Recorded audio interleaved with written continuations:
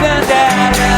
Oh, living in the strangest of times, you and me, watching while the cities rise and rise and fall like rain, fall like rain, fall like rain, fall like rain. Do you have a paranormal story you want to share on Night Dreams Talk Radio? You could be a guest. Email us at nightdreamstalkradio@gmail.com. You can advertise your business on Night Dreams Talk Radio, and you will be heard worldwide. Why not contact us at nightdreamstalkradio@gmail.com. You're listening to Night Dreams Talk Radio After Dark with our host, Gary Anderson. And here I am. We were talking last night, before we went to break, Mothman. And there's been so many sightings, James, of Mothman being sighted at about the same time with UFOs. So that makes me wonder if they're actually tied together. Now, I got an email back from that trucker up in Eugene, Oregon, that he just had his dinner. He fueled up his truck with diesel. He was pulling out of the truck stop in Eugene. And he thought there was another trucker out there dressed in a costume, just having fun, because truckers like having fun.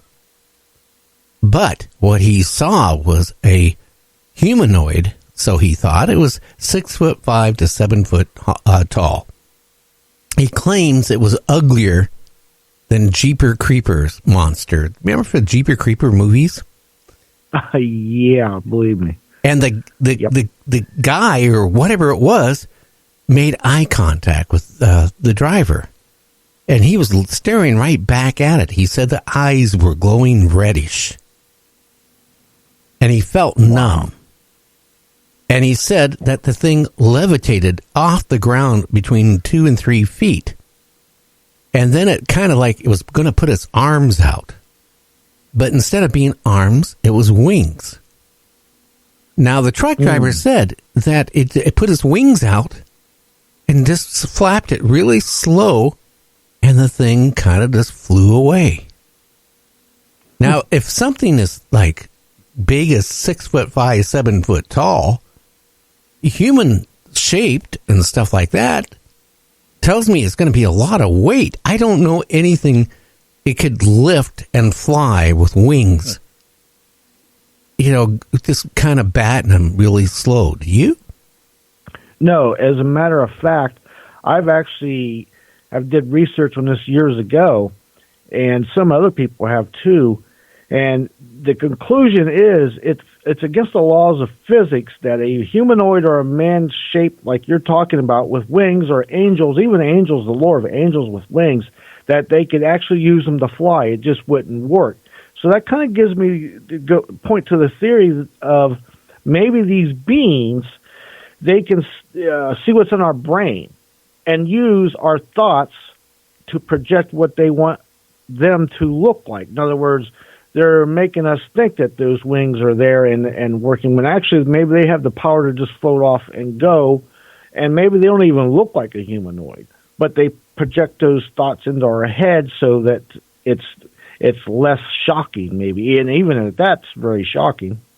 Well, yeah, but think about it again. There's always sightings of UFOs. Now, I did, the night this supposedly happened, I did check, and there was a couple reports in that area of UFOs. So you can take it any way you want, but maybe, these Mothman are not Mothman. Oh, they're Mothman because we called them that. I mean, right. We could have called them, who knows, whatever. Hey, whatevers. But maybe those are true aliens, just like the reptile, or, the grays, or whatever. Maybe there's a species of these that they do break the law of physics, because to sit there and basically levitate off the ground and kind of just, hover there, that is the strange part right there. It is. And, I touched on this last night, too. There's been sightings of gargoyles, bat squatches, pterodactyls, thunderbirds, Mothman, flying humanoids, all these things. Maybe they're all the same thing and just being described differently by different people. I don't know. Or maybe there is all these different flying things. I don't know, but it just seems strange that they are kind of similar, but could be described differently. There's even Owlman is another one. Yeah, but you know what? Maybe because one person sees it kind of as an owl, another person sees it as what have you, or I see it a little bit different than you. I mean, just face it. If you see something like that, your first thing is your brain shuts down. You're in shock. Oh, yeah. Yeah, so you know, all your brain sees is, hey, this isn't real. This can't be real. And boy, it's ugly. And your mind's just kind of, and then you get scared. Like, is it going to attack me? Am I going to be a victim? All that stuff goes in your mind. Evidently, these, whatever they are, have not been, as far as I know and read, they haven't been attacking any humans. Or have they? Again, in this country, we got a lot of people going missing every year. Maybe those are the ones that are, less fortunate. Right, and I haven't come across any reports of them attacking anybody. Now, well, there was one report, one of the original ones from Point Pleasant back in '66, where the brother and sister was in the car, and the Mothman jumped on top of the car and looked at him, and was on top of the roof too. I don't know if it was trying to get him or what. And there was another one like that too, but those were like 40, 50 years ago. Now, there was a couple other reports I've seen where people have come up on them, on desolated country roads, and they were eating roadkill. But other than that, nothing else. Yeah, that could be really, really scary. By the way, people are saying, like, on the app for speaker that they lose the sounds. I don't know if you're listening on a cell phone or on a laptop or your computer. If you're on your cell phone, you got to keep your cache cleaned out, at least every other day, because if you don't, what'll happen is it fills up, and then when you try to listen to any talk show or any music or anything like that, it'll just freeze up on you. Just a little tip there for you.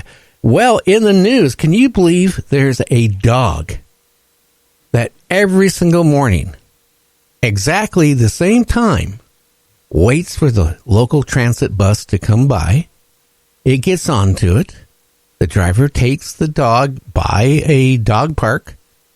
The dog then gets out of the bus, goes to the dog park and sits and does whatever a dog does in the dog park for a couple hours, then goes out back to the main road waiting for the bus to go home.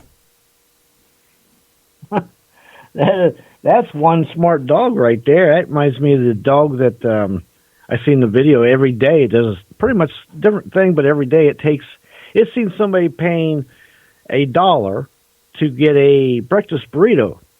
So it would pick up a leaf that kind of looked like a dog.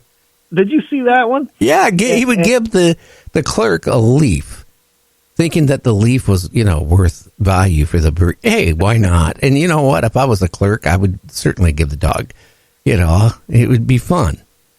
Yeah, me too. I thought that was just amazing. Now, if anybody hears any screaming here in the next half an hour, and you might, it's a big possibility. Now, my studio is out of my house. I got a pretty much soundproof room. I mean, it's just like a regular radio station set up in my studio, if anybody's ever seen pictures. But one of my son's dogs today, while me was supposed to be watching him, one of them sat down and was in my studio and was sat in here quiet as can be, watching the big screen TV while I was booking, guests for the show. The other dog went out, and I went and checked on it. It was sleeping on the couch. So I didn't think anything of it. About an hour goes by. I decided, that dog is still quiet. And the other one was sleeping on my floor, so I snuck out really quietly. I go down the hallway. I come into the front room, and I go, I can't even say on the air what I said. But the cushions in the sofa was all over the floor. Not just the cushions. I'm talking the foam was tore up in little 1-inch pieces.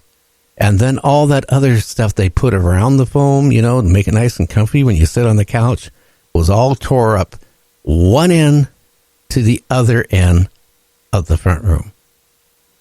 Wow. Now, unfortunately, this is my wife's favorite sofa. You know, her love seat. She comes home from working a long day. She sits in it. So anytime now, you're going to hear an explosion because she's going to come home. She's going to go in the bedroom. She is going to put, well, her new slippers on. The magic word new for like the third pair. And she's going to go in the kitchen, pour herself a nice glass of wine to relax. And she's going to come out and want to watch some cooking show. She's going to now slide the coffee table out. And she's going to start sitting down.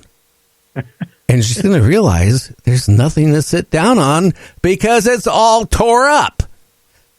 That poor lady, she's lost 2-3 pairs of shoes, a purse, a china cabinet, I think a love seat. Now. Now pillows too. I mean, you know, if you leave the bedroom door open, one of the dogs, I don't know which one, loves taking a pillow and tearing the stuffing out from one end of the house to the other. Those dogs are brutal. You guys won't have nothing left pretty soon. No, I know. And the one dog knows how to open the refrigerator and helps itself.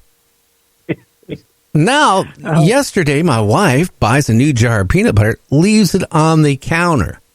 Oh, boy. So Pluto, that's my son's male dog, which is like, when it stands up, I'm almost 6 foot tall. The dog's now taller than me. That's how much it's growing. It's a little over a year old.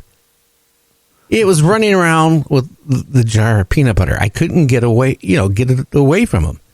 I mean, you know, as fast as I would come up, no, the dog was running up, and I said, blankety blank, and I just eat the peanut butter. A few minutes later, I go into the kitchen. Believe it or not, evidently the peanut butter was no good without the loaf of bread. You wanted a sandwich. Evidently, he was eating the peanut butter and eating the bread. Boy, them. I don't know what you're going to do with them guys. They're big. They're going to eat you out of house and home, literally. Well, yeah, might even eat us. I don't know. Well, the big fad is right now when you pass on is glitter coffins. You can get a glitter coffin, and you can be really a star. Now, I myself. When I die, can it be just a heavy cardboard box? Or why a glitter coffin? I mean, the only people going to see it are the people, one, that come to your funeral and watch it go into the ground, and the people then that put the dirt over it. I mean, you know, I have no idea. I don't either. You just kind of remind me of something I seen yesterday. And it all seems to come out of your state. You guys are breaking ground on ways to get away, put away the dead, but this was a urn made out of ice, and your ashes are in it. It looks like an urn or a little coffin, and you put it out to sea or a river or a lake, and it melts, and you're scattered. Well, which is illegal in the state of Washington. You have to get a permit to disperse, the remains. But in this state here, we're the only state you can die. And then have the funeral home take your body to a place that makes, beauty bark basically, mulch out of you. And then you get put in a bag, and then you're given to your loved ones. So they can use you in the garden, for the grass, whatever they want, wherever they need mulch. Could you imagine, hey, okay,